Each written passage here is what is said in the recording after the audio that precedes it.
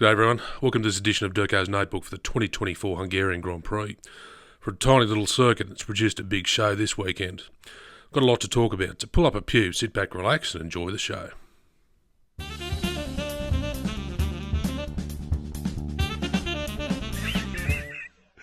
You wouldn't fucking read about it. So with the decline in communism and the opening up of Eastern Bloc countries, the scene was set for the Hungarian Grand Prix to be first run in 1986 at the Hungaroring, as it is known, located about 25 kilometres out of the city of Budapest. And it was thanks to the brainchild of Mr. Bernie Eccleston and his manipulative skills that he was able to get this race off the ground. And it's although it's a circuit that's come under criticism for being tight and small, it is challenging and the drivers seem to like it because it is a glorified version of Monaco almost, without the walls, the buildings, and it's certainly challenging for them.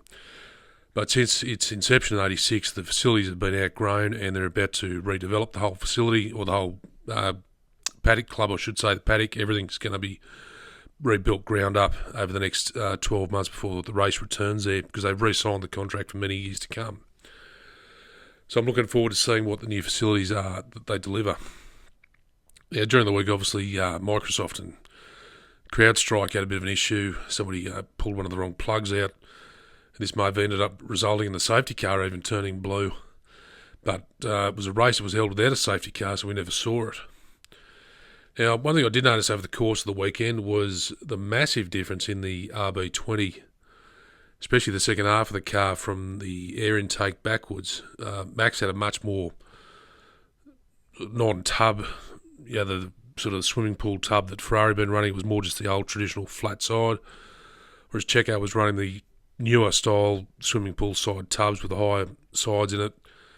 And what the difference made, it's hard to tell really, but I don't think Max really got all that much more performance out of it compared to what Checo was, considering Checo's driving the original sort of style. But it was interesting to see the complete difference in the design of the cars and the way they looked. So it was interesting.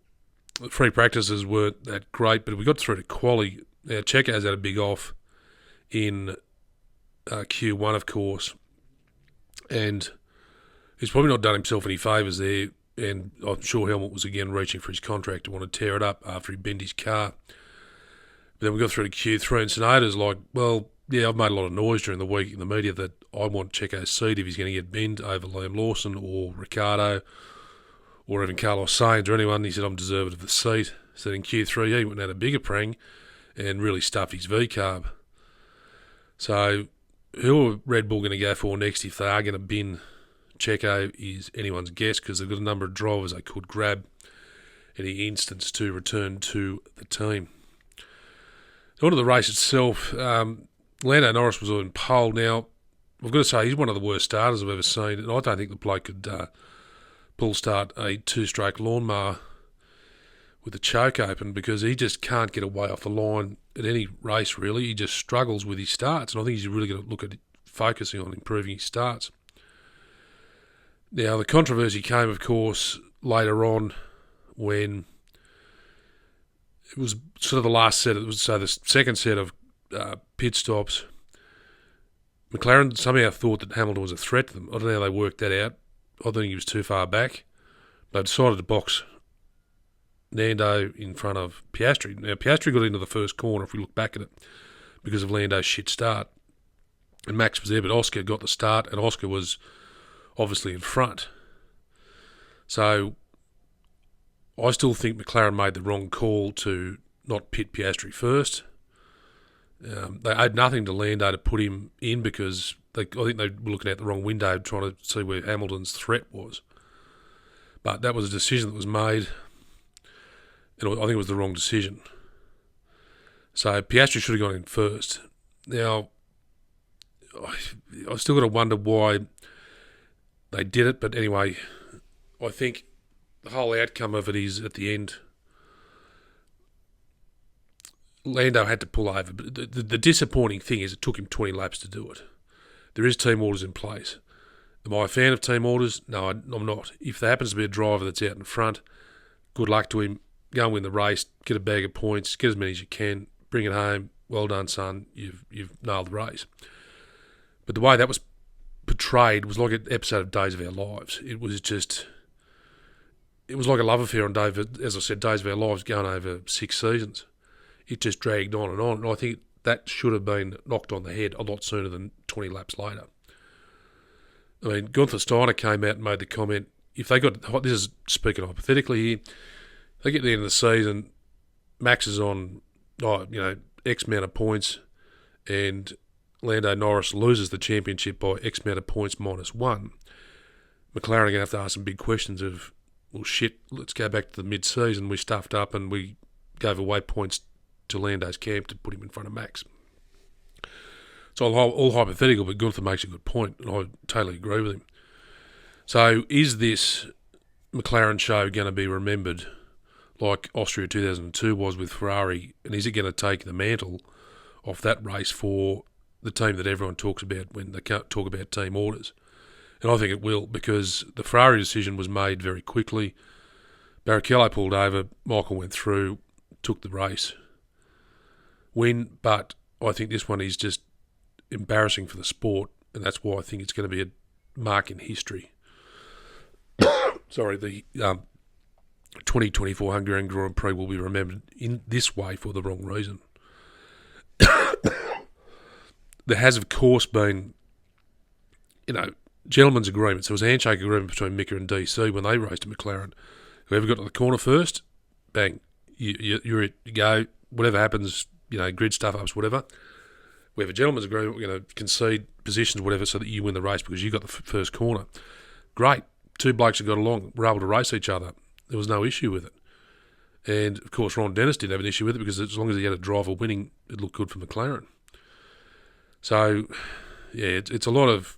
I think it was a piss-poor decision by McLaren to put Lando in. And then I don't think... Look, I'm proud Oscar got his first win, but does he want to get it handed to him? I really don't think so. I don't think any driver would. Not even, especially your first win. You'd want to win it as a racer, not as a participation award. That's what I don't get. So the other incident was, of course, Max. He was having a shocking weekend. Just couldn't dial that car in. Some saying he was a bit tired because he was up all night sim racing. He was very vocal on the radio, and I'll talk about that in a minute. But his incident where he came in to have a touching with Lewis Hamilton in turn 1, they declared it as a racing incident. I can't really not disagree with that. I mean, Lewis was looking for the apex of the corner, but then Max is coming like a bullet train, car's completely locked up, and he's just a passenger. I mean, he can't say, oh, shit, you can't turn because you've got no steering because you're locked up. And at the end of the day, when Max's car got speared up there, I don't know how he landed it and kept going and not breaking that bloody RB20 because it was a massive hit and he flung the car right up into the air. So how that car kept going, as DC said, is beyond me. But they did say, noting the racing incident, that Lewis was more at fault, and I probably tend to agree that he could have looked at his mirror and said, oh shit, who's this coming? There's a steam train coming along, he's going to absolutely wipe the side of my car out. But that's the one thing, we've never seen an onboard perspective from Lewis to see his angle of what he could have seen of knowing Max was coming charging at him, because TV's only limited resource that they allow us to watch.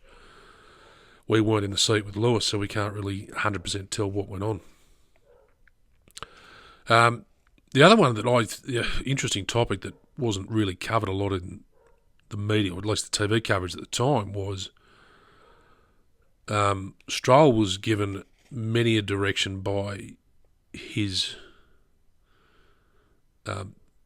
race engineer to move over and allow for Nando to come back, because Alonso was 4 seconds behind him, and there was a challenge there. I think it was involving Tsunoda. I might be wrong, but there was another driver involved, and Lance just kept. It was just radio silence, and he wouldn't give the position back. So he just kept staying in. He held position and went against team orders to not allow Fernando to come back and regain a position in front of Stroll. And then at the end of the race, obviously, Nando's walked into the FIA weigh-in to go to the scales, throwing his jacket on the ground, had the shits, he was flailing arms everywhere, and he was not a happy man. He wanted answers as to what the hell had happened, and he was rightly pissed off. And I don't blame the bloke, because if Stroll's just going to go into radio silence mode, he's got to get pulled in again, because he's got to be a team player. And admittedly, going back to the other scenario, Lando Norris did play the team game, as he was reminded by Hugh Bird, his engineer, as Will Joseph was explaining to Piastri, his engineer. He's playing the team game here. Because you never know, one day Lando could be 1,000,000 points in front of Piastri and need him as the perfect wingman, and Oscar will say, yep, I remember Hungary 24. But I think if Stroll ever gets anywhere, Lando could, Alonso,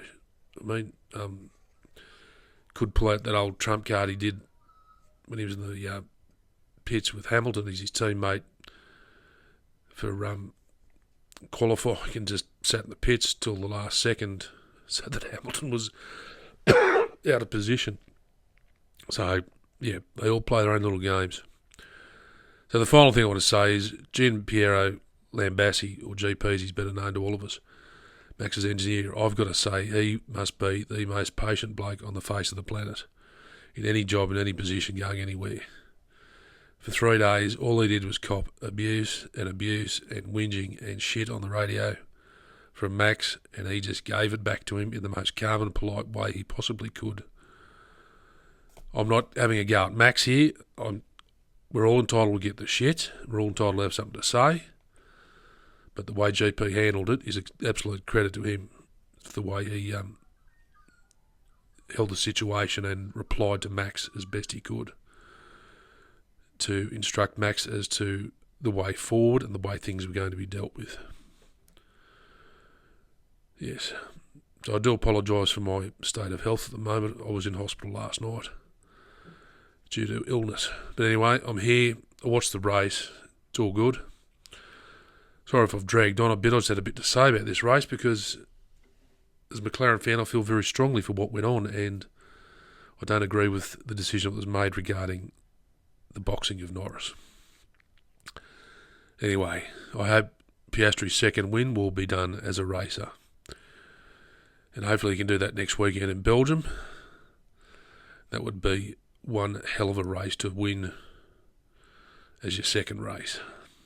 So until then, we've got a summer break after that, and we come back, and be interesting to see when we come back from the summer break who's driving in what teams for the rest of the season, because there may be some seat swaps. We'll just have to see what happens. So until then, I thank you for watching, and I'll see you next week for my notebook for the Belgian Grand Prix. Thanks for watching. Bye-bye.